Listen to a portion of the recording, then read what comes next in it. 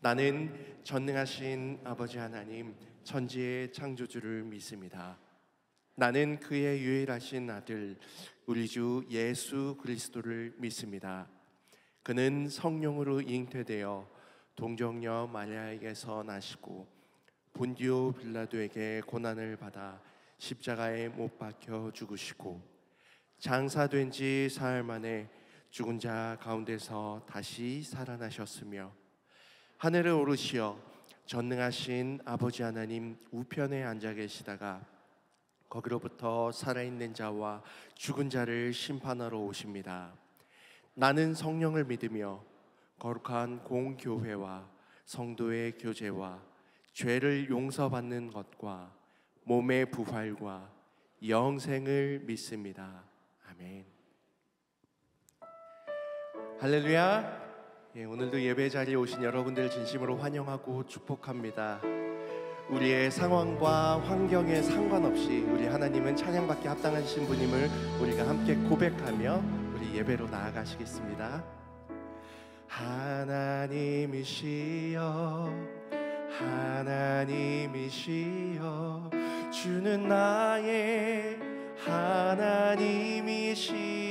하나님이시로다.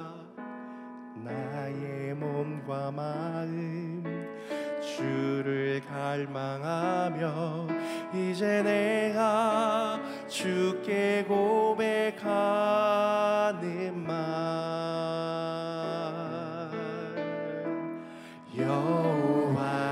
여호와는 나의 힘이요 여호와는 나의 구원이시니 내가 누구를 두려워하리요.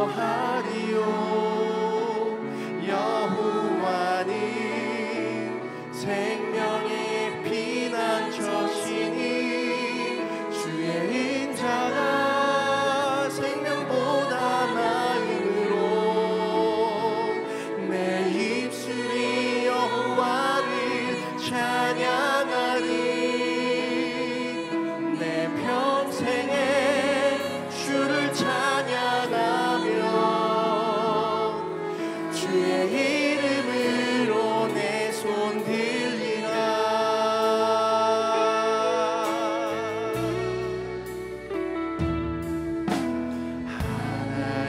하나님이시여 하나님이시여 주는 나의 하나님이시여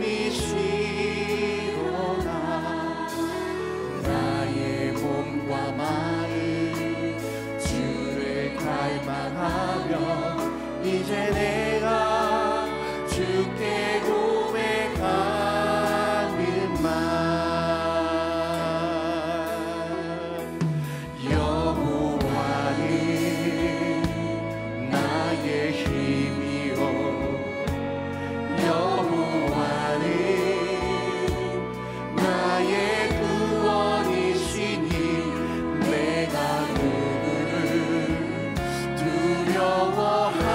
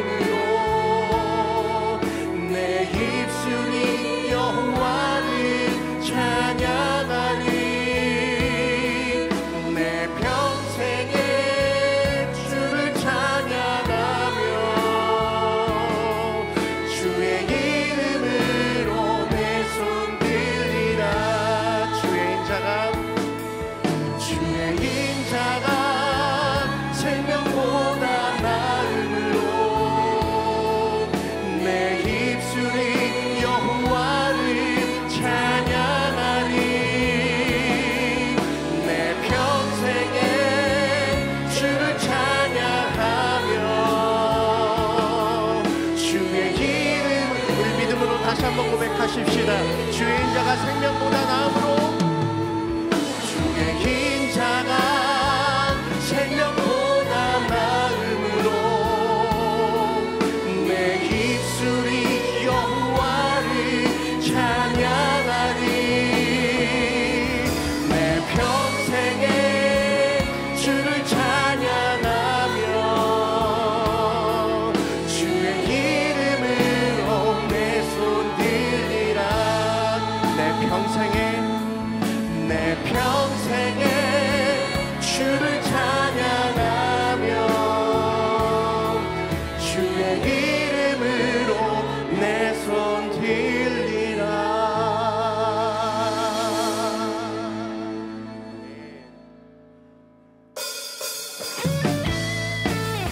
주님, 우리의 심령 성령으로 가득 채워주십시오. 우리 간절한 마음으로 우리 고백하면서 우리 찬양할까. 빈들의 마른 풀같이, 빈들의 마른 풀같이 시들은 나의 영혼. 주님이 약속한 성령 간절히 기다리네. 반가운 빗소리 들려, 반가운 빗소리 들려 산천이 춤을 추네. 봄비로 내리는 성령 내게도 주옵소서. 가물어 메마른 땅에 단비를 내리시는 성령의 단비를 부어 새 생명 주옵소서.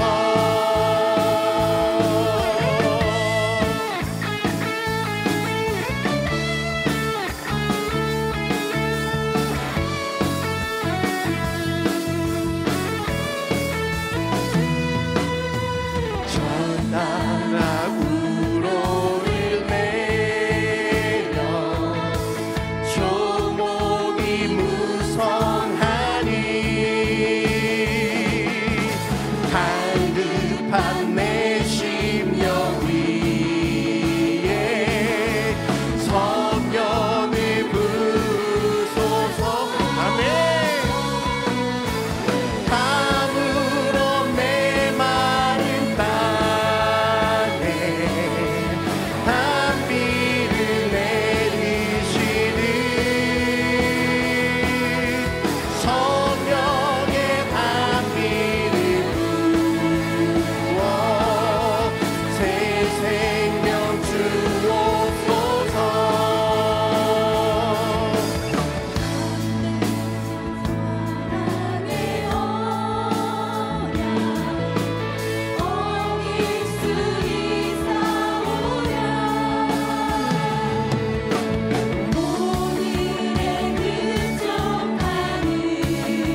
주실 줄 믿습니다. 아멘. 가물어 메마른 땅에 단비를 내리시는 성령의 단비를 부어 새 생명 주옵소서. 가물어 메마른 땅에, 가물어 메마른 땅에 단비를 내리시는 성령의 단비를 부어 새 생명 주옵소서. 주의 꿈을 안고, 주의 꿈을 안고 일어나리라. 선한 능력으로 일어나리라. 이 땅의 울음과 외로움 바로 나로부터 시작되니 주의 꿈을 안고 일어나리라. 선한 능력으로 일어나리라. 이 땅의 부흥과 회복은 바로 나로부터 시작되니 저 높은 하늘 위로 밝은 태양 떠오르듯이 난 주저앉지 않으리. 어떤 어려움에도 주의 길을 선택하리.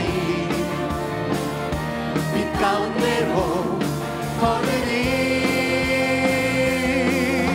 주님을 크게 보는 믿음 가지고 세상에 나타내리라. 놀라운 주의 사랑을 주의 꿈을 안고 일어나리라. 선한 능력으로 일어나리라. 이 땅의 부흥과 회복이 바로 나로부터 시작되니 주의 꿈을 안고 일어나리라.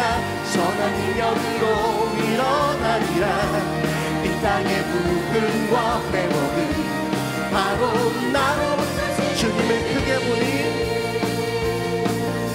주님을 크게 보는 믿음 가지고 세상에 나타내리라. 놀라운 주의 사랑을 주의 꿈을 안고 일어나리라. 선한 능력으로 일어나리라. 이 땅의 부흥과 회복은 바로 나로부터 시작되니 주의 꿈을 안고 일어나리라. 선한 능력으로 일어나리라. 이 땅의 부흥과 회복은 바로 주의 꿈을 안고 일어나리라. 선한 능력으로 일어나리라. 이 땅의 부흥과 회복은 바로 나로부터 시작되니 주의 꿈을 안고 일어나리라. 선한 능력으로 일어나리라. 이 땅의 부흥과 회복은 바로 나로부터 시작되니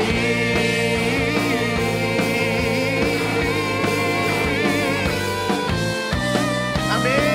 주님 그렇게 하겠습니다. 주님 순종하겠습니다. 주님 찬양합니다. 우리 영광의 박수 올려드리십시다. 할렐루야.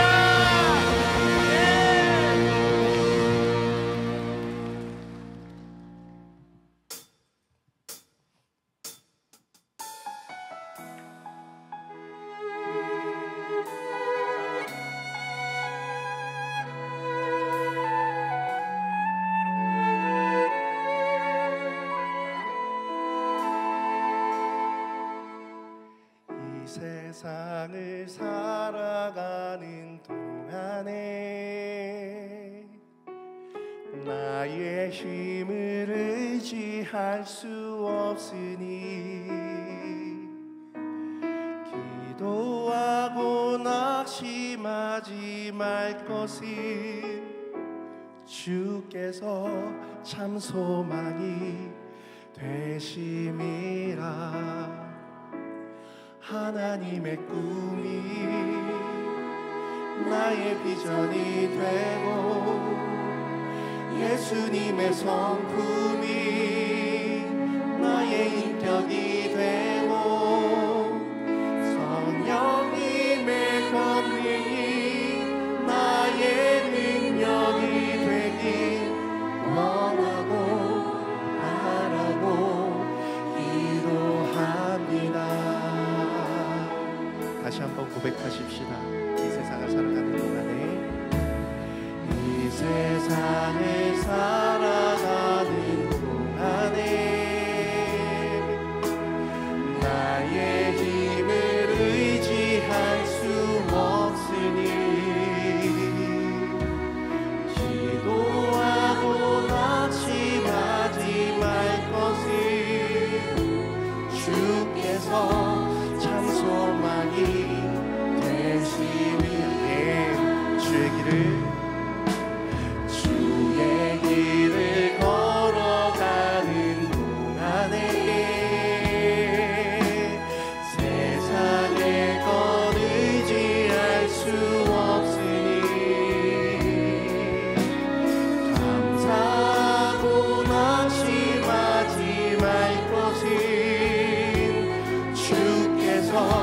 참 기쁨이 되리. 아멘. 하나님의 꿈이 나의 비전이 되고 예수님의 성품이 나의 인격이 되고 성령님의 권능이 나의 능력이 되길 원하고 바라고 하나님의 꿈이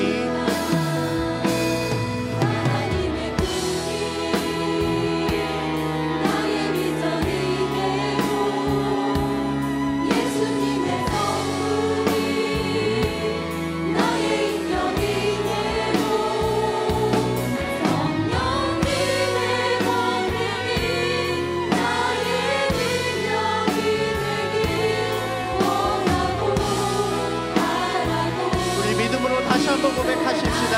하나님의 꿈이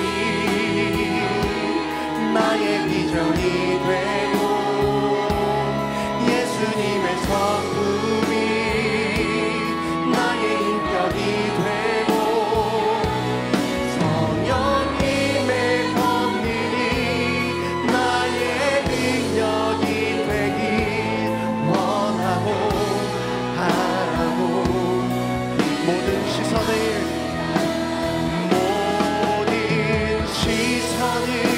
주님께 드리고 살아계신 하나님을 느낄 때 내 삶은 주의 역사가 되고 하나님이 일하기 시작하네.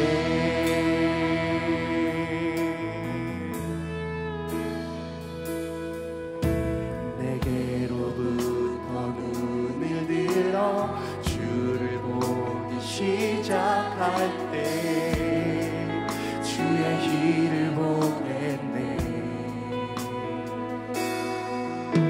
내 작은 마음 돌이키사 하늘의 꿈꾸게 하네. 주님을 볼 때 모든 시선을 주님께 드리고 살아계신 하나님을 느낄 때 내 삶은 주의 역사가 되고 하나님이 일하기 모든 시선을 주님께 드리겠습니다. 모든 시선을 주님께 전능하신 하나님을 느낄 때 전능하신 하나님을 느낄 때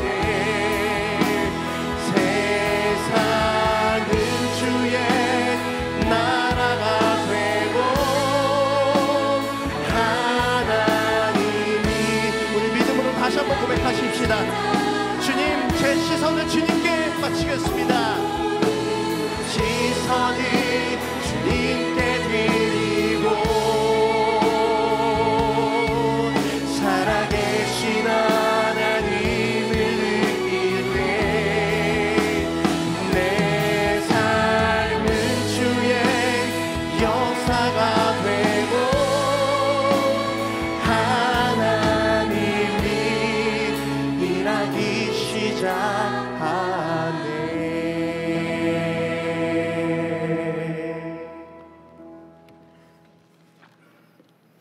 자막을 보시면서 함께 교회 공동기도를 드리겠습니다. 사랑의 하나님, 안미 라오스 팀원들의 안전을 지켜주시고 준비된 모든 사역 위에 은혜가 충만하게 하셔서 청년 교사 캠프를 통해 다음 세대의 미래를 함께 이루어갈 헌신된 교사들이 세워지게 하옵소서.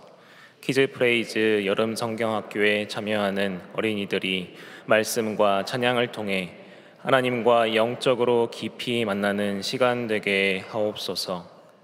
계속되는 폭염으로 인한 농작물 피해와 가뭄이 극심해지지 않도록 막아주시고 무더위 속 노약자들의 건강을 지켜주옵소서. 담임 목사님의 가정과 사역을 축복하옵소서. 주여 우리를 불쌍히 여기소서. 주여 우리를 불쌍히 여기소서. 주여 우리를 불쌍히 여기소서.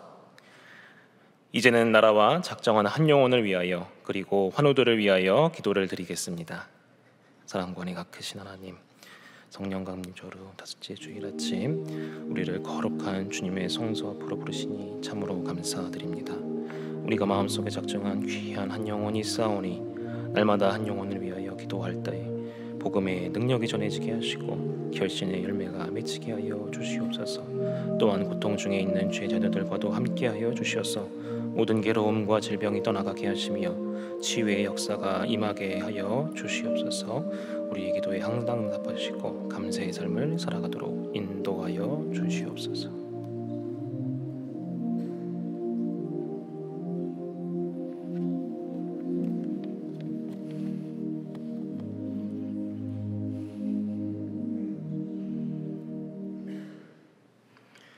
우리의 피난처가 되시며 우리의 힘이 되시는 하나님, 주님의 이름을 찬양합니다. 이 시간 모든 염려를 주께 맡기며 우리의 마음과 중심을 온전히 하나님께 올려드립니다. 주님, 우리의 예배를 받아 주시옵소서. 하나님께서 우리들에게 2025년을 허락하셨는데 이제 금년의 반이 지났습니다. 이제 남은 6개월 하프타임을 시작하면서 다시 한번 믿음을 새롭게 함으로 육신의 생각과 영의 생각 사이에 머뭇거리지 않는 자 되기를 원합니다.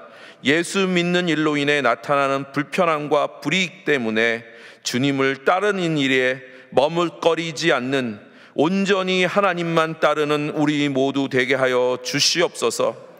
하나님, 법, 정치, 경제, 교육, 문화의 보편적 진리의 기준이 흔들리고 사회의 질서의 해체가 가속화되어 가고 있습니다. 다수의 의견이 진리라고 주장하며 궤변이 사실인 것처럼 우리의 생각을 어지럽히고 있습니다.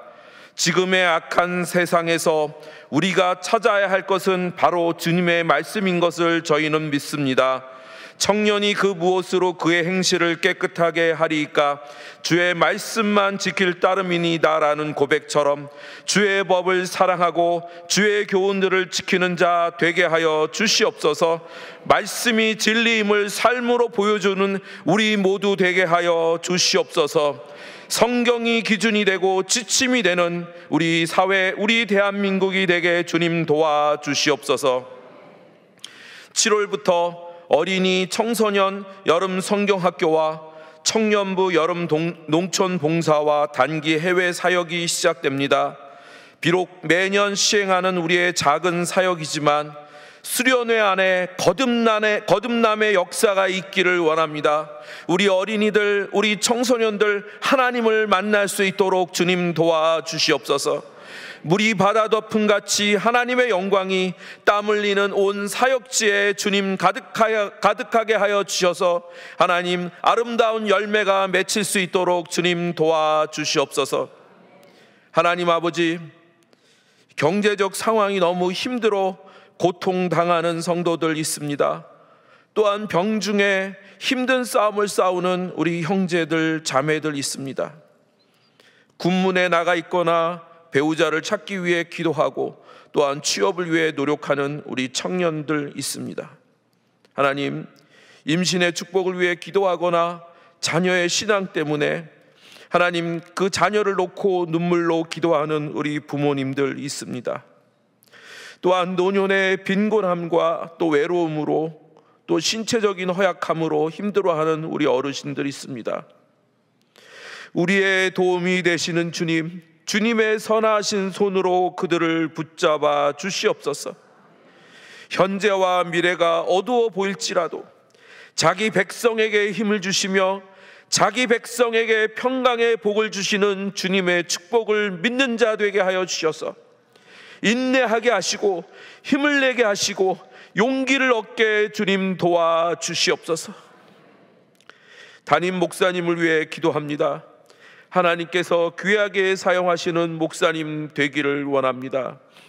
하나님의 임재하심을 매일 경험하며 하나님과 깊은 교제 가운데 육적으로 영적으로 지치지 않게 주님 도와주셔서 하나님 강건할 수 있도록 우리 목사님의 신원을 지켜주시옵소서. 특별히 그 가정 가운데 함께 하셔서 시냇가의 신기운 나무가 철을 따라 열매를 맺으며 그 잎사귀가 마르지 아니함 같은 모든 일이 잘 되는 형통의 복을 주님 허락하여 주시옵소서.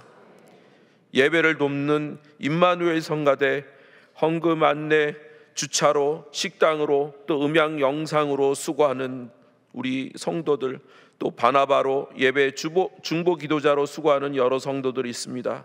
주님, 봉사의 기쁨이 그들 안에 넘치게 하시고 가정과 사역과 그들의 자녀들 예수 잘 믿는 축복 허락하여 주시옵소서. 성령님, 겸손한 마음으로 예배를 통해 주시는 약속의 말씀을 듣기 원합니다. 말씀대로 사는 인생, 말씀대로 내 안에 역사가 이루어지는 인생이 되게 하여 주시옵소서. 주님 사랑합니다. 이 모든 말씀 예수님의 이름으로 기도합니다. 아멘.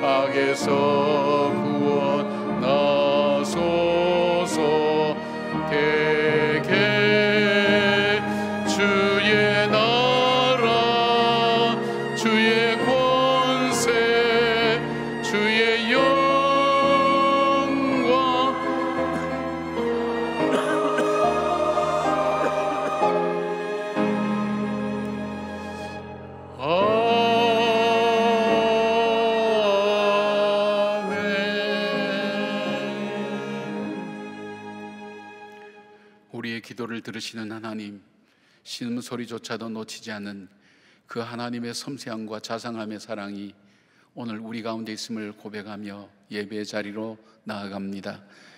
세상 속에서 주님과 동행하다가 하나님 오늘 예배의 자리에 저희들을 불러주셔서 함께 나왔사오니 주의 보혈에 피의지하여 은혜의 보좌 앞에 담대히 나가게 하시고 주님을 만나 우리의 삶 속에서 하나님 광야 같은 세상 속에서 구름 기둥과 불 기둥으로 인도하시는 그 하나님을 만나게 하시고 공급하시고 인도하시고 보호하시는 하나님으로 인하여 주님을 찬양하는 복된 예배가 되게 하여 주시옵소서.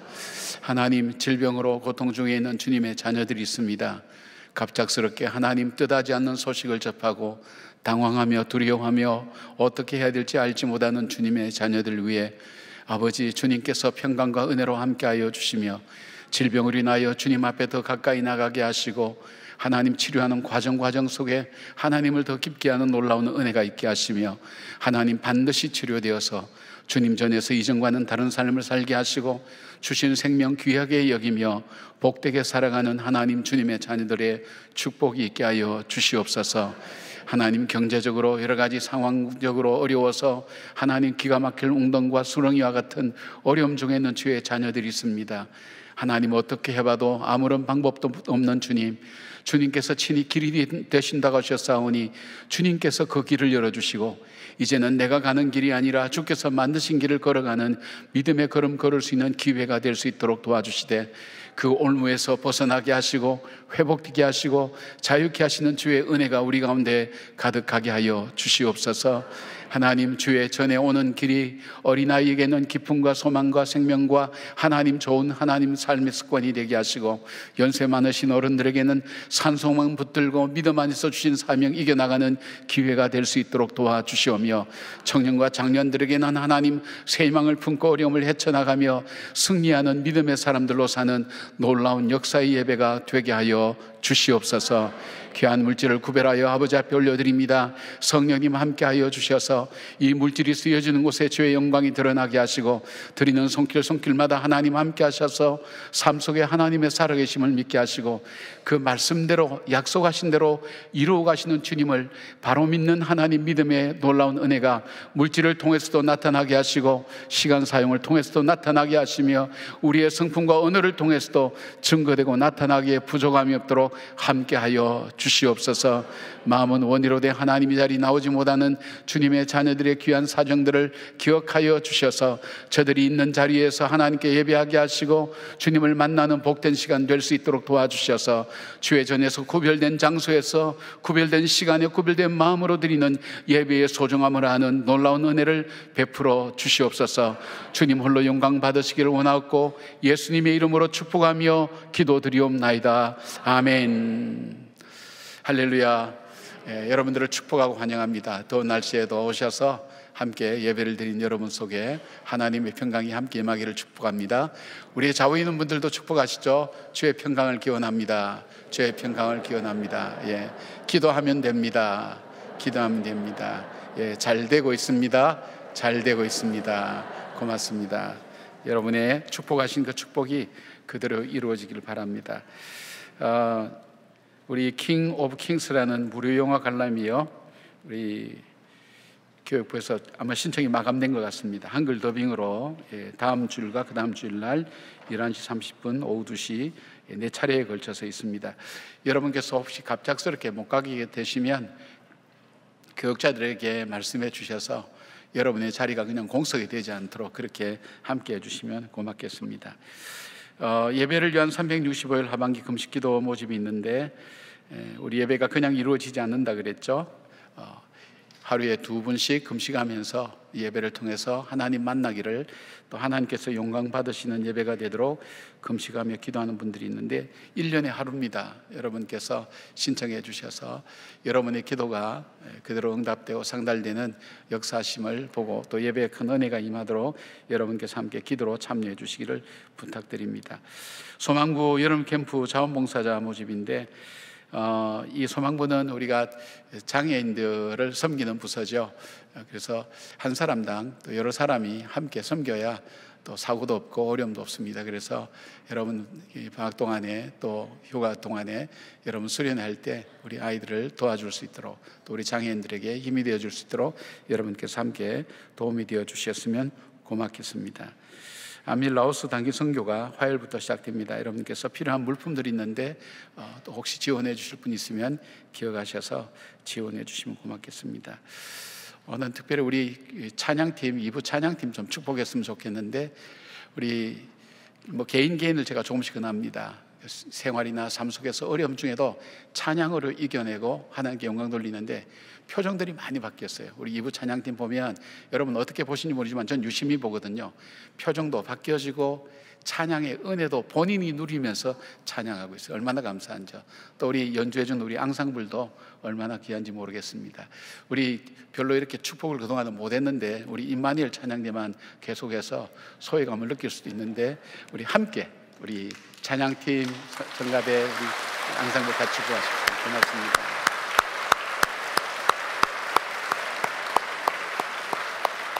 고맙습니다. 우리 여름 사역 중인데 여러분 기도 많이 해주시고 또 영상 통해서 계속 교회 소식 나누겠습니다.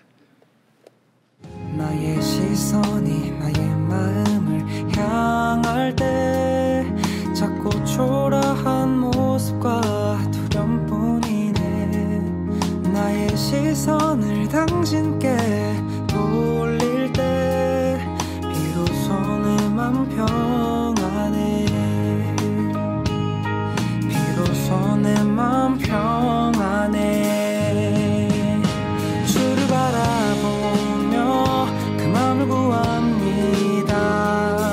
나의 모든 것 다 품으신 주님의 사랑, 나의 생각보다 더 크신 주님의 계획, 그 앞에 내 삶 드립니다.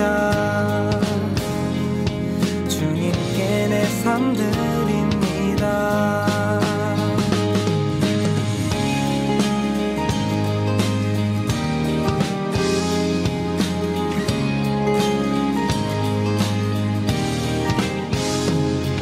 나의 시선이 나의 마음을 향할 때 작고 초라한 모습과 두려움뿐이네. 나의 시선을 당신께 돌릴 때 비로소 내 맘 평안해. 오늘 우리에게 주시는 하나님의 말씀은 느헤미야 6장 1절에서 9절까지의 말씀입니다. 다 함께 일어나셔서 하나님의 말씀을 경청하겠습니다. 산발락과 도비아와 아라비아 사람 게셈과 그 나머지 우리의 원수들이 내가 성벽을 건축하여 허물어진 틈을 남기지 아니하였담을 들었는데 그때는 내가 아직 성문의 문짝을 달지 못한 때였더라. 산발락과 게셈이 내게 사람을 보내어 이르기를 오라 우리가 오노 평지 한촌에서 서로 만나자 하니 실상은 나를 해하고자 함이었더라. 내가 곧 그들에게 사자들을 보내어 이르기를 내가 이제 큰 역사를 하니 내려가지 못하겠노라. 어찌하여 역사를 중지하게 하고 너희에게로 내려가겠느냐 하매 그들이 4번이나 이같이 내게 사람을 보내되 나는 꼭 같이 대답하였더니 산발랏이 5번째는 그 종자의 손에 봉하지 않은 편지를 들려내게 보냈는데 그 글에 이르기를 이방 중에도 소문이 있고 가스무도 말하기를 너와 유다 사람들이 모반하려 하여 성벽을 건축한다 하나니 내가 그 말과 같이 왕이 되려 하는도다. 또 내가 선지자를 세워 예루살렘에서 너를 들어 선전하기를 유다의 왕이 있다 하게 하였으니 지금 이 말이 왕에게 들릴지라. 그런즉 너는 이제 오라 함께 의논하자 하였기로 내가 사람을 보내어 그에게 이르기를 내가 말한 바 이런 일은 없는 일이요 내 마음에서 지어낸 것이라 하였나니 이는 그들이 다 우리를 두렵게 하고자 하여 말하기를 그들의 손이 피곤하여 역사를 중지하고 이루지 못하리라 함이라. 이제 내 손을 힘있게 하옵소서 하였노라. 이것은 하나님의 말씀입니다. 아멘.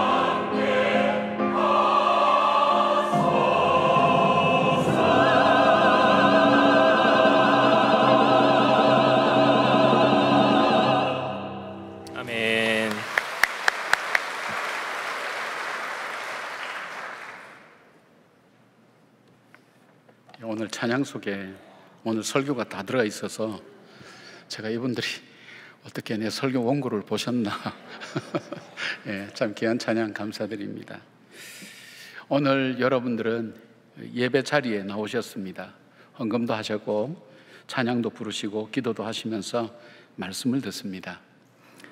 그런데 이 말은 여러분의 시간과 물질을 신앙생활하지 않는 사람들과 다르게 사용하고 있다는 말이죠. 그러니까 내가 살아가는 삶 속에 말씀을 따라서 신앙의 경계를 세우고 세상과 구별되게 살아가는 것을 말합니다. 이것을 우리가 지경, 영어로는 바운다리, 그리고 또 신앙의 울타리, 그렇게 이야기할 수 있죠. 신앙이 깊어간다는 것은 내 울타리가 넓어지고 지경이 넓어지고 깊어지고 견고해진다는 그런 의미가 될 줄 압니다. 그래서 점점 나의 물질 사용, 그 다음에 시간 사용이나 인간관계나 언어 생활, 또 삶의 습관이나 이 모든 것에서 점점점 하나님이 통치하신 영역이 넓어져 가는 것. 그래서 우리 일상생활 속에서도 하나님을 의식하고 하나님의 통치하심을 받으며 살아가는 삶, 이것이 우리가 추구하는 신앙생활, 복된 신앙생활의 모습이죠.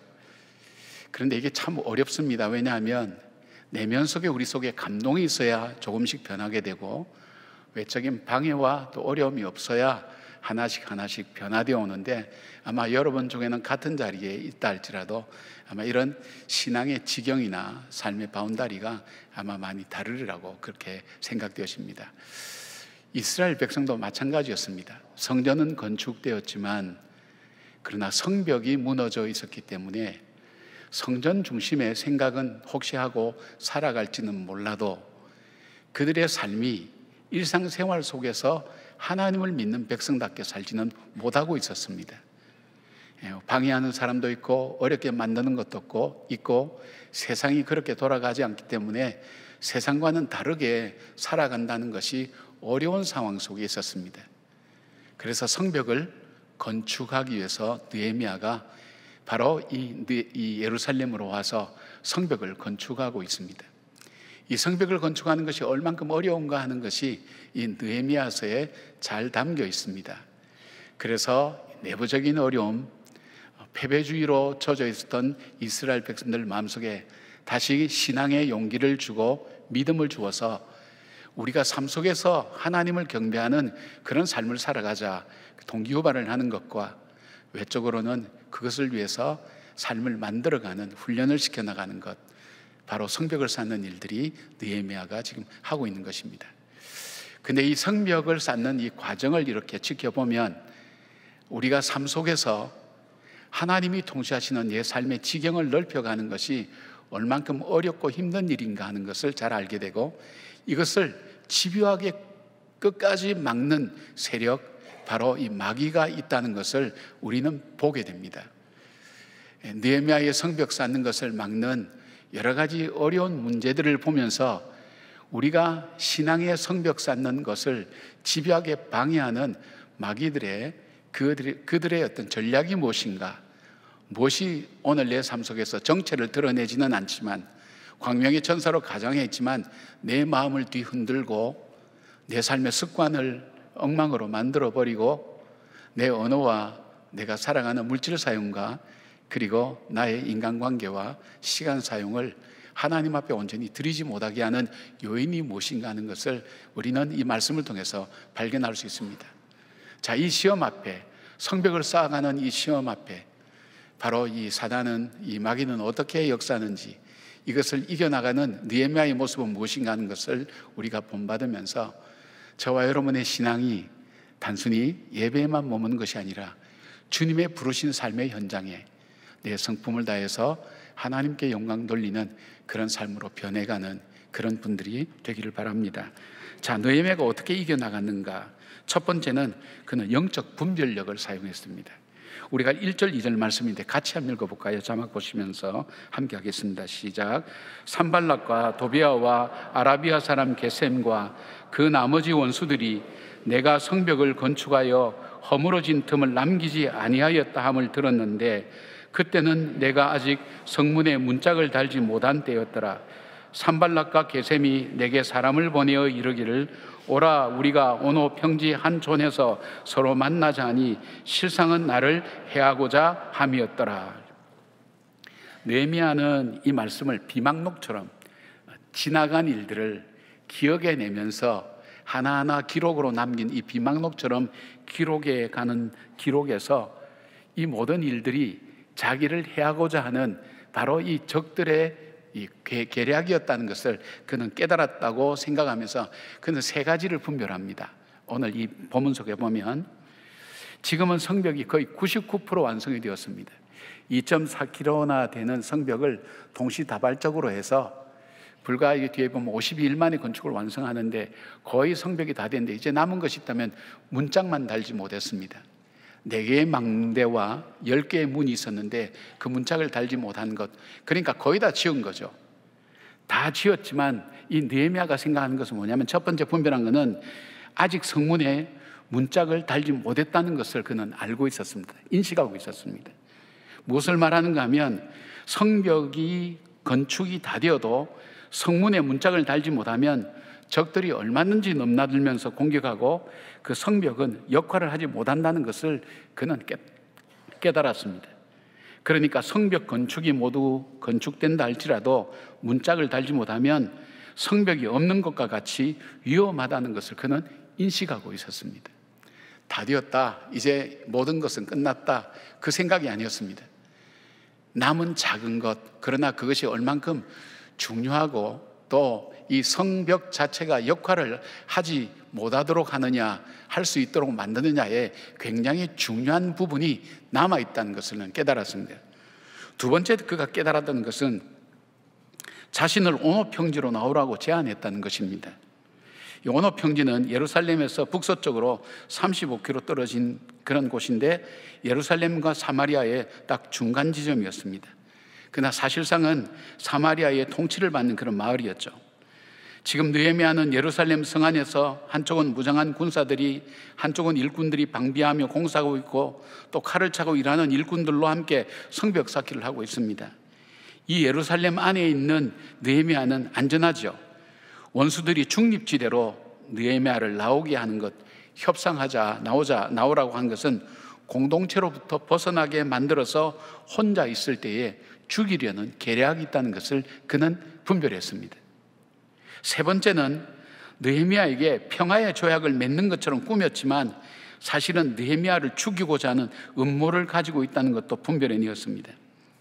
이들은 이왕에 성벽도 다 완성되었으니까 이제 싸우지 말고 서로 화해하며 평화롭게 지내자고 제의합니다. 얼마나 좋은 제의입니까? 그 사람을 보내어서 같은 제안을 4번이나 집요하게 설득합니다. 이것도 굉장히 설득력이 있으니까 감동받을 만하죠. 어떻게 보면 저들이 성이 완성된 것을 보고 저들고 공격하는 것을 포기하고 이제는 화친 조약을 맺어서 싸우는 것보다는 같이 지내고 서로 윈윈하면서 서로 함께 평화롭게 지내자는 바로 그런 제안일 수 있지만은 그 내면 속에는 느헤미야를 죽이고 성벽 건축을 중단할 뿐 아니라 쌓아놓은 성벽도 무너뜨릴 음모를 가지고 있다는 것을 분별하였습니다. 자, 이 느헤미야의 이 분별력, 이것을 오늘 우리의 삶에 한번 적용시켜 볼까요? 자, 여러분, 우리가 신앙의 경계를 세우고 믿음으로 살고자 할 때 우리가 꼭 기억해야 될 것은 이 고린도전서 10장 12절의 말씀입니다. 선줄로 생각하는 자는 넘어질까 조심하라. 우리에게 다가오는 수많은 유혹과 제한 속에서 우리는 주님 없이는 한순간도 이길 수 없고 승리할 수 없다는 것을 꼭 기억하셔야 됩니다. 내가 이만큼 노력해서 이만큼 애써서 내 신앙도 많이 성장했구나, 괜찮았구나, 이렇게 생각하는 순간 넘어질 수밖에 없다는 것을 알아야 됩니다. 나머지 달지 못한 성벽과 같이, 저 성문과 같이 내 삶 속에 아직도 완성되지 못한 부분이 있다면, 어쩌면 이건 영원히 완성되지도 않을 부분이죠. 주님이 나와 함께 하지 않으면, 주님께 의지하지 않으면 내 삶은 승리할 수 없다는 것을 우리는 늘 기억하고 살아야 된다는 것입니다. 또 하나 있다면 이 오노 평지로 나오라는 얘기는 뭐냐면, 마귀는 우리로 하여금 공동체에서 떨어져 나오도록 그렇게 미혹합니다. 그래서 신앙생활할 때 가까운 믿음의 사람이나 마을이나 목장 안에서, 그 공동체 안에서 어떻게 하든 떨어져 나오도록 갖가지 방법을 써서 우리를 미혹합니다. 때로는 싸우게 만들기도 하고요. 거기에서 또 취미가 맞아가서 취미생활 하면서 하나님의 공동체로부터 멀어지게 만들고요. 다양한 방법으로 마을이나 목장에서 떨어져 나오도록 여러 가지 미혹한다는 것을 알아야 됩니다. 그래서 마귀는 우리를 기도의 공동체에서, 사랑의 공동체에서, 격려의 공동체에서 떨어져서 혼자 나오도록 하는 일에 최선을 다해서 우리로 하여금 결국 죽게 만든다는 것입니다. 사단의 공격처럼 보이는 아말렉의 그 전술이 뭐냐면, 이 공동체에서 떨어져 나오는 뒤에 처지는 사람을 공격함으로써 그 전체를 공격하고 위협에 빠뜨리는 이 사단의 전략이 그겁니다. 우리가 기도 안에 있을 때에, 사랑 안에 있을 때에, 섬김 안에 있을 때에, 믿음의 공동체 안에 있을 때 우리는 안전한 겁니다. 그러나 우리로 하여금 여기에서 그 안에 싸우게 만들든 속상하게 만들건 좋게 만들건 해서 어쨌든 그 공동체에서 떨어져 나와서 홀로 있게 만든다는 것을 기억하셔야 됩니다. 그러니까 그냥 예배만 드리고 왔다 갔다 하는 사람의 신앙에서는, 제가 말씀드리죠, 예배는 내 삶의 어떤 터닝 포인트를 제공할 수는 있어도 신앙의 성장이 이루어지지 않는 겁니다. 조금만 바람이 불어도 넘어지고 쓰러지고, 그 다음에 신앙이 제자리 걸음하면서 신앙의 진보가 없다는 겁니다. 이것을 기억하셔야 됩니다. 그래서 우리는 교회 안의 공동체라는 것이 얼만큼 나를 지킬 수 있고 나로 하여금 내 인생의 신앙의 성벽을 쌓는 일에 중요한 일을 하는가. 혼자서는 싸울 수가 없거든요. 함께 더불어 싸울 때에 가능한 그 일이라는 것을 기억하면서 공동체의 소중함을 우리는 알아야 됩니다. 그 다음에 온호평지에 나오라고 제안하죠. 이 말은 뭐냐면 예루살렘 성 안에만 있지 말라고 요구합니다. 마찬가지로 세상은 우리에게 평등, 자유, 평화, 인권, 환경, 균형 등의 여러 가지 다양한 용어를 사용하여서 우리가 복음의 자리에만 머무르지 않도록 합리적으로 우리를 설득합니다.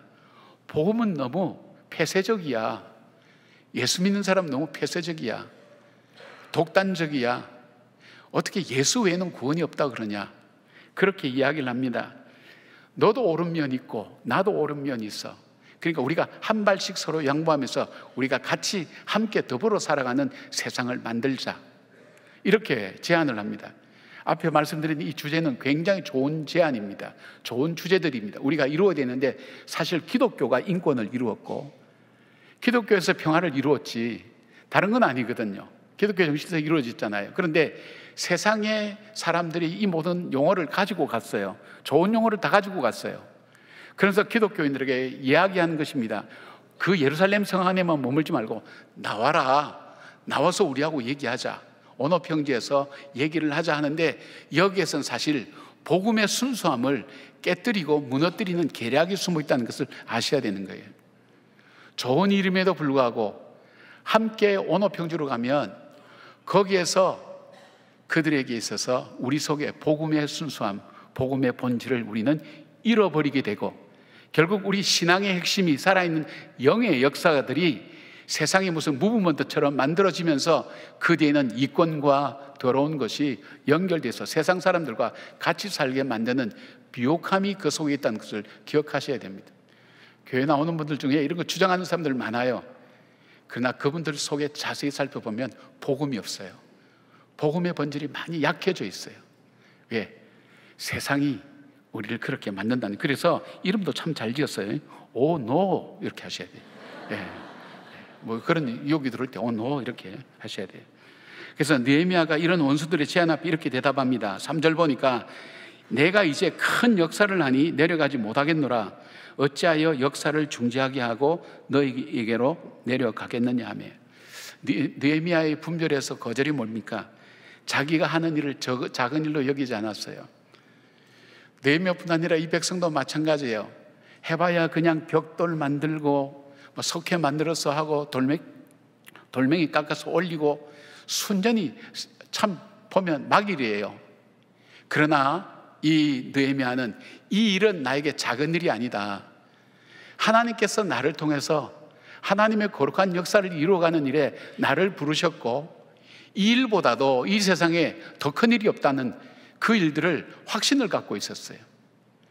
이게 흔들리지 않았어요. 내가 지금 큰 일을 하고 있기 때문에 바깥 세상의 일들도 중요하지만 지금 내가 맡은 일이 때로는 하찮은 일, 보잘것없는 일처럼 그렇게 느껴진다 할지라도 이 일이야말로 나에게는 가장 소중한 일이야. 다른 것보다도 더 소중한 일이야.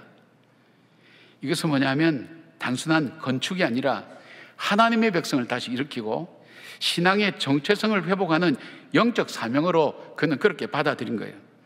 그러니까 그에게 어떤 정치적으로나 경제적으로나 사회적으로 어떤 일보다도 이 일은 더 크고 더 귀중한 일이라는 것을 그는 확신을 가지고 있었어요. 지금 내게 주어진 모든 일이 하나님께서 내게 맡기신 가장 큰 일로 여길 때에 그는 다른 어떤 일들 앞에 유혹에 넘어가지 않고 미혹에 넘어가지 않고 쾌락에 넘어가지 않았어요. 그러니까 여러분, 하나님께서 나를 부르신 자리를 귀하게 여기셔야 돼요. 지금 여러분 앉아있는 이 자리는 내야말로 이 세상에서 가장 귀중한 일이고 소중한 일이다, 큰 일이라고 여기셔야 돼요. 그리고 예배를 안 빠져요. 내가 섬기는 이 일들, 이 일이 하나님께서 내게 주신 가장 큰 일이다. 가정에서도 마찬가지죠. 직장에서도 마찬가지예요. 하나님이 나에게 주신 가장 큰 일이라는 것을 느끼게 될 때, 그걸 받아들이게 될 때 흔들림이 없는 거예요. 이 계략에 넘어가지 않는 거예요. 우리의 신앙이 믿음 안에서 굳건하게 서서 그리고 분별하면서 우리의 영적인 성벽 쌓기가 하나씩 하나씩 완성되어 가는 것을 보게 되는 것입니다. 부르심의 자리, 섬김의 자리, 기도의 자리, 예배의 자리. 비록 다른 사람들이나 내 자신이 볼 때 일이 자꾸 하찮게 보여도 때로는 힘들게 느껴진다 할지라도 내게 맡기신 바 하나님께서 나를 통해서 일하실 가장 귀하고 복된 일이라는 것을 깨닫고 하나님 앞에 고백하며 나갈 때에 다양한 미혹과 유혹을 분별하면서 마귀의 계기를 꿰뚫어 보게 되는 것입니다. 여러분, 여러분에게 주어진 일들 어떤 일인지 모르겠어요. 또 어떤 분들은 죄를 짓는데 이게 하나님 내게 주신 일이라고 최선을 다해서 열심히 하는 그런 뜻의 의미를 생각하는 사람은 없겠죠. 하나님 내게 주신 평범한 일, 하찮은 일, 그렇죠? 직장에서 우리가 직장생활 하는 것 평범한 일일 수 있죠. 가정에서 식구들 밥을 하고 또 식구들 건강을 돌보고 함께하고 일하고 사회가는 모든 것 하찮은 일도 볼 수가 있죠. 교회에서도 마찬가지죠. 그러나 하나님께서 내게 주신 가장 큰 일이라는 것, 그것을 우리 마음속에 간직하게 될 때 우리는 분별하게 되고 또 이 영적인 분별력을 가지고 우리는 이겨나갈 수 있다는 것입니다. 그럴 때 저와 여러분의 신앙의 성벽이 쌓아져 가고 성장하는 그런 모습들이 된다는 것입니다. 온호평지에 나가지 말기를 바랍니다. 복음의 중간지대에 서서 그리고 복음의 순수함과 능력을 잃어버리지 말기를 바랍니다. 두 번째로 느헤미야가 그 영적인 성벽 쌓기에 성공할 수 있었던 또 하나의 이유가 있다면 그는 영적인 우선순위를 붙잡았습니다. 네 번의 계략에도 느헤미야가 반응을 보이지 않자 산발락이 다섯 번째는 봉하지 않는 편지를 보냈습니다. 당시에 총독이 보내는 중요한 공문서에는 내용물을 포장해서 점토나 밀랍으로 인봉해서 보내는 것이 보통이었습니다. 왜냐하면 작성된 공문의 비밀을 보장하고 작성된 내용의 변조나 훼손을 막기 위해서입니다. 그런데 다섯 번째는 이 편지를 봉하지 않고 그냥 사람들 통해서 보냈어요. 그 의도가 뭡니까? 이 사람은 이게 비밀이라고 생각하면 보고 싶단 말이에요. 가는 중간에 봉하지도 않았어. 그럼 열어보는 거예요. 열어보는데 그 열어본 내용을 이야기하게 돼 있어요. 배고픈 것보다 더 견디기 힘든 것이 궁금한 거라 그러거든요. 보는 거예요. 근데 이 안에 적힌 내용은 크게 세 가지였어요. 느헤미야와 유다 백성의 성벽을 쌓고 아닥사스다 왕을 반역한다는 소문이 파다하게 퍼져가고 있다 지금. 그리고 느헤미야가 유다의 왕이 된다고 하는 소문이 들린다. 그리고 세 번째는 느헤미야가 선지자들을 세워서 자신이 유다를 다시 세우고 구원할 메시아라는 것을 간접적으로 선전하고 있다는 그런 내용입니다.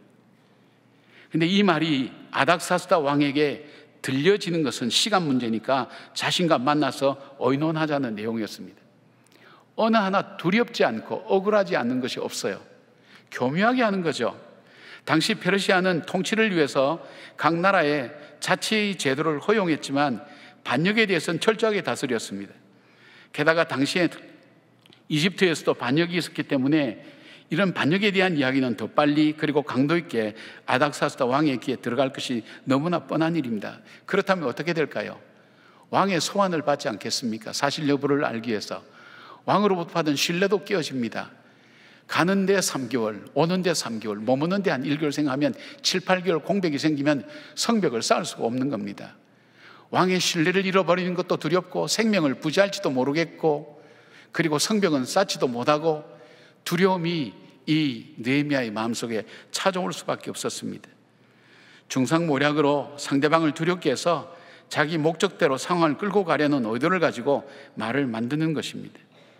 이 편지를 봉하지 않았기 때문에 전달하는 자가 중간에 보고 소문을 내어서 느헤미야와 유다 백성을 공경에 빠뜨리는 수 있는 것입니다. 여러분, 머리가 좋은 적들은 중상모략을 할 때에 좋은 것과 나쁜 것, 이익과 손해, 악한 것과 선한 것 구분되는 것을 그렇게 분류해서 그렇게 하지 않습니다. 좋은 것과 덜 좋은 것, 이익되는 것과 덜 이익이 되는 것, 선한 것과 덜 선한 것을 교묘하게 섞어서 왜곡시킴으로써 분별하지 못하게 만들어서 상대방을 파멸로 몰아넣는 방법이 중상모략인 것입니다. 모건 브레이크라는 사람이 애틀란타 저널에 이런 글을 썼어요. 나는 누구에게든 치명적인 타격을 가할 수 있는 힘과 기술을 가지고 있다. 나는 상대방을 죽이지 않고도 눌러 이길 수 있다. 나는 가정과 교회와 국가를 파괴한다. 나는 어떠한 건장한 사람의 건강도 파괴할 수 있다. 나는 어떠한 담대한 사람의 인생도 파괴할 수 있다. 나는 날개를 타고 바다를 여행한다. 순결한 사람도 내게는 무력하며 정의로운 사람도 내게는 무력하다. 나는 진리와 정의와 사랑을 경멸한다. 나는 나의 희생자를 전 세계에 거느리고 있다. 나는 바닷가의 모래알보다 더 많은 오해를 거느리고 있다. 나는 결코 망각하지 않는다. 나는 결코 용서하지도 않는다. 내 이름은 중상모략이다. 이 중상모략은요, 마귀의 전형적인 수법입니다. 그래서 요한복음 8장 44절을 보면 마귀는 거짓의 아비라고 말합니다. 그래서 성경을 보면 성경은 입술과 말에 대한 교훈과 경고를 많이 다루고 있습니다. 특별히 에베소서 4장 29절에 이렇게 말씀합니다. 무릇 더러운 말은 너희 입 밖에도 내지 말고 오직 덕을 세우는데 소용되는 대로 선한 말을 하여 듣는 자들에게 은혜를 끼치게 하라고 그렇게 말씀합니다. 잠언 6장 16절부터 19절까지 보면 여호와께서 미워하시는 것 연혈구까지가 나오는데 그 중에 말과 관련된 것이 반 이상을 차지합니다. 그래서 청교도들은 말에 대해서 3가지 원칙을 세워뒀다고 합니다. 첫째는 이것이 사실이냐, 둘째 본인에게 확인했는가, 셋째 만일 사실이라 할지라도 이야기가 퍼질 때에 하나님께 영광이 되고 내 형제들에게도 유익한가. 느헤미야는 이것을 어떻게 대응했을까요? 그는 중상모략이 자신을 두렵게 해서 성벽 건축을 중단하게 한다는 사실을 알았습니다. 그러나 그는 대응하지 않았어요. 필요 이상의 에너지를 낭비하지 않았어요. 변명하거나 만나서 해결하려고 하지 않았어요. 적들은 느헤미야와 유다 백성을 두렵게 만들고 그래서 손이 피곤해져서 성벽 쌓는 것을 궁극적으로 중단하게 만드는 것이 목적이라는 것을 알았어요. 그래서 느헤미야는 사실을 전하는 사람에게 이렇게 전했습니다. 그쳤습니다. 8절 보니까 내가 사람을 보내어 그에 이르기를 너가 말한 바 이런 일은 없는 것이요 너 마음이 지어낸 것이라 하였나니.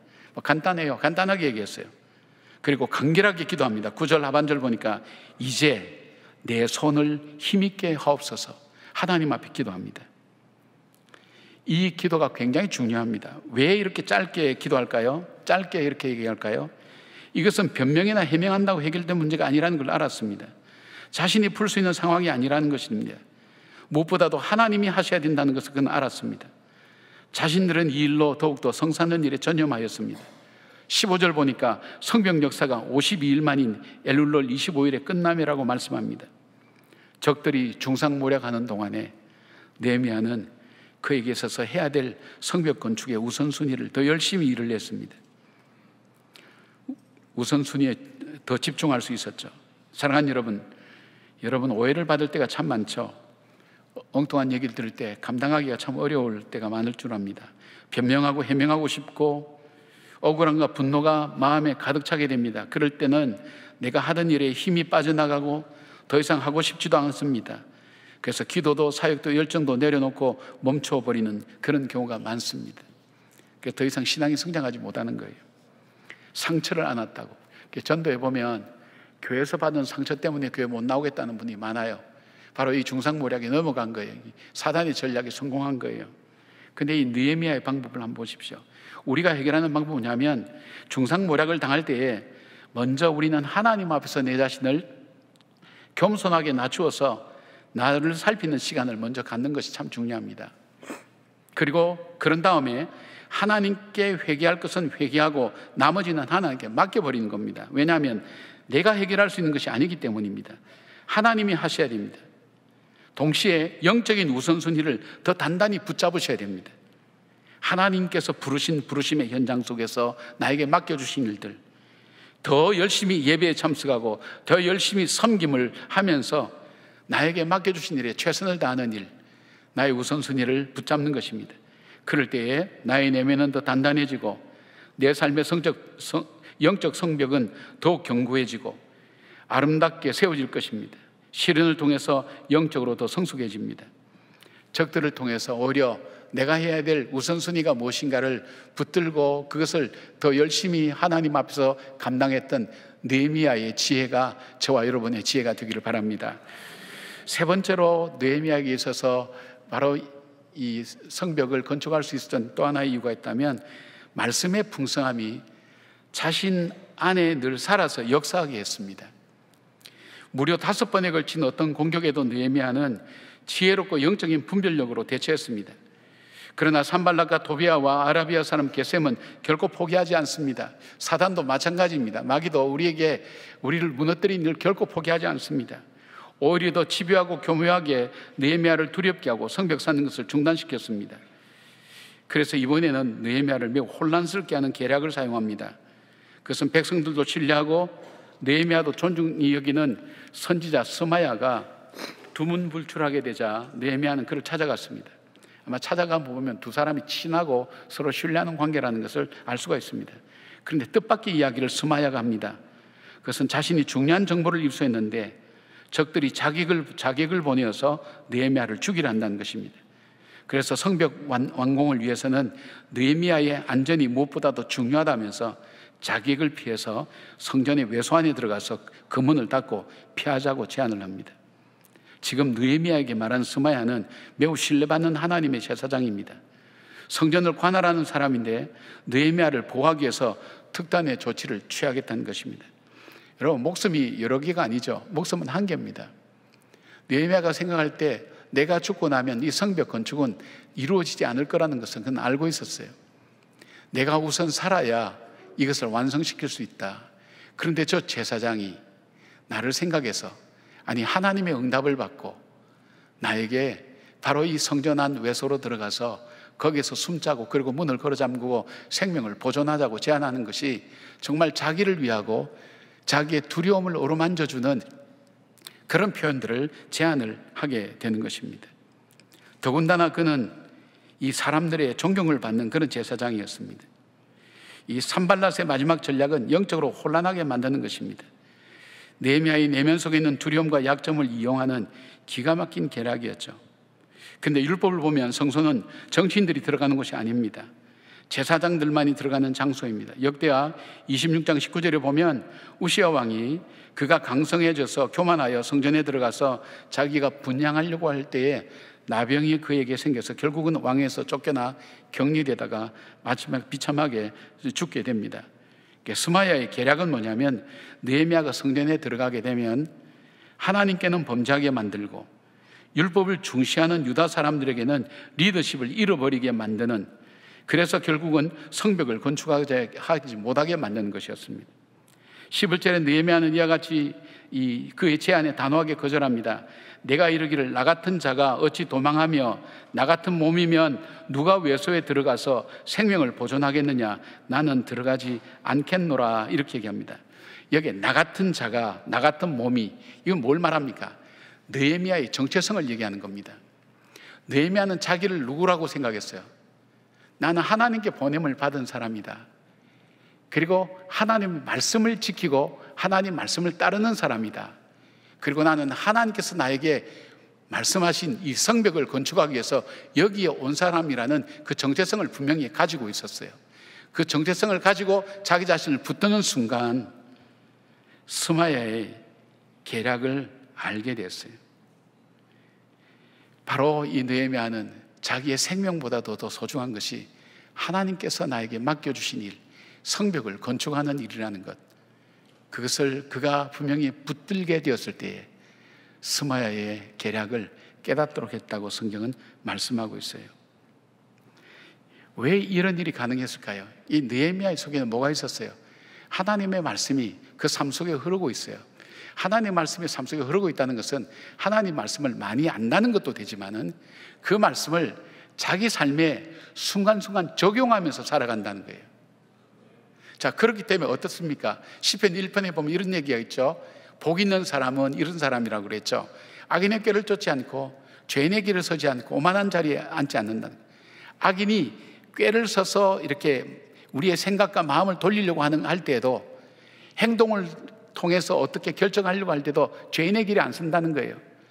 그리고 오만하고 교만한 자리에 앉지도 않고 복 있는 사람의 삶을 산다는 거예요. 저가 하는 일은 시냇가의 신기운 나무처럼 시들을 쫓아 과실을 맺는다 그랬어요. 그런데 이 사람은 어떤 사람이냐? 주야로 율법을 묵상하는 자라 그랬어요. 묵상한다는 의미가 단순히 많이 안다, 그 말씀을 알고 있다, 그런 뜻만이 아니라 그 말씀을 내 삶 속에 적용해 보는 거예요. 하나님의 말씀이 내 발의 등이요 내 길에 빛이 되는 거예요. 내가 하는 작은 일들, 작은 말들, 바로 그것을 적용해 볼 때에 깨달아지는 거예요. 이거는 묘략이구나. 스마야는 하나님이 보내신 하나님의 말씀을 전하지 않는 사람이구나 하는 것을 그는 깨달았습니다. 12절 보니까 이런 말씀이 있죠. 깨달은 즉 그는 하나님께서 보내신 바가 아니라 도비야와 산발렛에게 뇌물을 받고 이런 예언을 함이라. 말씀을 적용할 때 실상을 알게 됐어요. 뿐만 아닙니다. 14절 보니까 도비야와 산발락과 여선지 노아디아와 그 남은 선지자들이라고 말하면서 선지자 상당수가 뇌물을 받고 거짓 예언과 백성을 미혹게 하는 현실을 그는 목도할 수가 있었어요. 얼마나 느헤미야가 아찔한 순간입니까? 여러분, 주의 종이라고 그가 하는 말을 다 받아들이지 말기를 바랍니다. 왜냐하면 여러분께서 우리의 최종적인 것은 하나님 말씀입니다. 유튜브 같은 데서 잘못되는 분들을 많이 바라봅니다. 근데 유튜브 그 내용을 가만히 보면 무엇을 이용하는가? 우리 속에 있는 두려움을 자극합니다. 두려움과 무서움과 우리의 약점을 자극하면서 자기들을 따라오도록 만든다는 것입니다. 여러분은 말씀의 빛이 내 발의 등이 되게 하고, 내가 이것을 가야 될지 말아야 될지, 한 발을 짚어야 될지 말아야 될지 분별하는 분별력이 있는 것이 되게 하고, 내 길에 내 삶의 방향을 정하는 그 빛이 되게 해서 그 삶을 통해서 내 안에 흐르게 할 때에 바로 이것이 분별되게 된다는 것을 보게 됩니다. 사랑하는 여러분, 성벽 쌓는 것, 신앙의 성벽 쌓는 것 쉽지 않습니다. 나의 습관이 바뀌어져야 됩니다. 나의 일상 속에서 자연스럽게 해오던 시간 사용과 물질 사용과 그리고 언어 사용, 이 모든 것 속에서 선택의 기로에 서 있는 우리가 나의 삶의 지경을, 영적인 성벽을 내 삶의 일상 속에서 여전히 주님을 사랑하고 주님을 의지하고 주님의 통치를 받는 사람으로 살아가는 것이 결코 쉽지 않습니다. 내면적으로는 우리 속에 우리의 마음을 자꾸 흐트러버리는 패배의식이나 그리고 좌절감이 우리 마음을 좌우하게 만들고, 외적으로는 집요하게 우리로 하여금 그것을 쌓지 못하도록 만드는 악한 세력이 있다는 것을 우리는 알아야 되는 것입니다. 그런 면에서 15절에 성벽 역사가 52일 만인 엘룰월 25일에 끝남해라고 기록을 할 때 느헤미야의 마음이 어떠했겠습니까? 사랑하는 여러분, 우리가 인생을 살다가 그리고 우리가 인생의 성벽을 쌓다가 인생의 마지막에 됐을 때 하나님께서 마침에 이루어 주셨습니다. 이렇게 마지막 한 줄을 적을 수 있는 사람이면 얼마나 행복한 사람이겠습니까? 사랑하는 여러분, 오늘도 우리로 하여금 하나님 앞에 우리의 삶이 다가가지 못하도록 막는 세력들이 있다는 것, 내 습관이, 나의 시간 사용이, 물질 사용이, 그리고 나의 인간관계와 나의 언어와 나의 모든 성품들이 하나님의 통치하심을 받지 못하도록 끊임없이 무너뜨리고 좌절하고 절망하게 만드는 일이 많습니다. 혹시 여러분 속에는 무너진 성벽이 없습니까? 세워야 될 성벽은 없습니까? 느헤미야의 지혜를 우리가 다시 바라보면서 그 지혜로 이겨나가며 마침내 성벽을 쌓았던 느헤미야의 그 놀라운 은혜가 저와 여러분의 삶 가운데 함께하면서 정말 도우시는 하나님. 그래서 느헤미야가 이렇게 기도합니다. 하나님, 내 손에 힘을 다하시옵소서. 그리고 악한 일을 하는 사람에게 저들의 행위를 기억하옵소서. 짧지만 분명하게 의지를 가지고 주님 앞에 기도하는 느헤미야의 기도가 바로 우리의 기도가 되고, 그 하나님이 우리의 하나님됨을 믿으며 살아가는 우리 모두가 되기를 주의 이름으로 축원합니다. 아멘. 기도하겠습니다. 하나님의 부르심을 받고 선한 싸움을 싸우며 믿음의 성벽을 쌓아가는 신앙 여정 속에 주님의 백성들이 살아갑니다.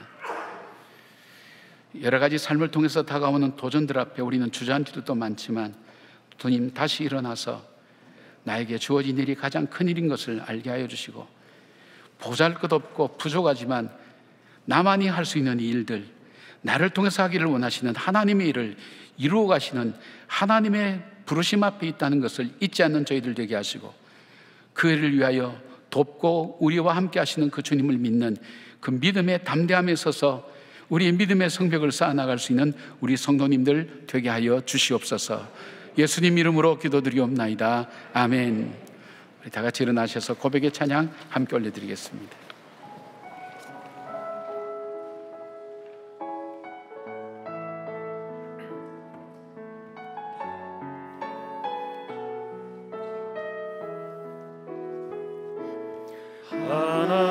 하나님은 너를 지키시는 자, 너의 우편에 그늘 되시니, 낮의 해와 밤의 달도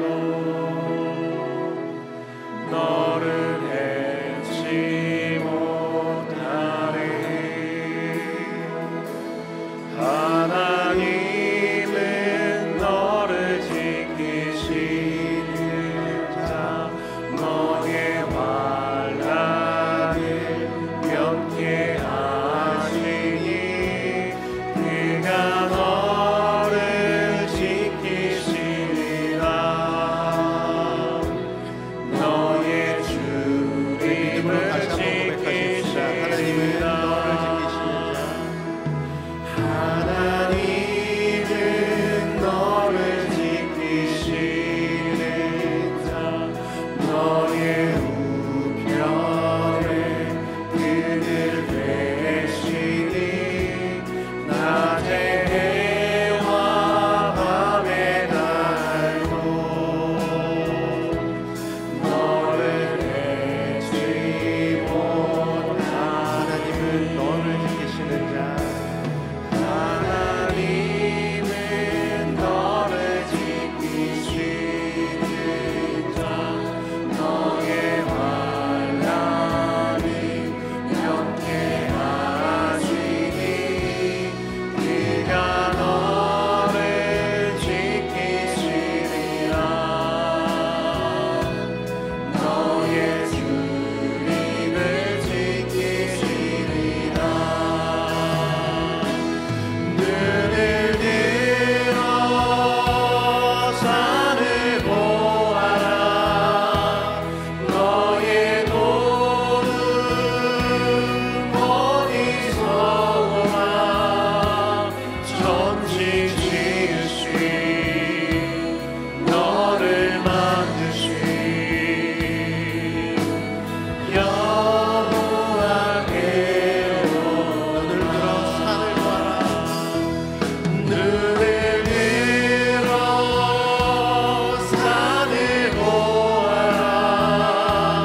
너의 도움 어디서 오나. 천지 지으신 너를 만드신 여호와께로다.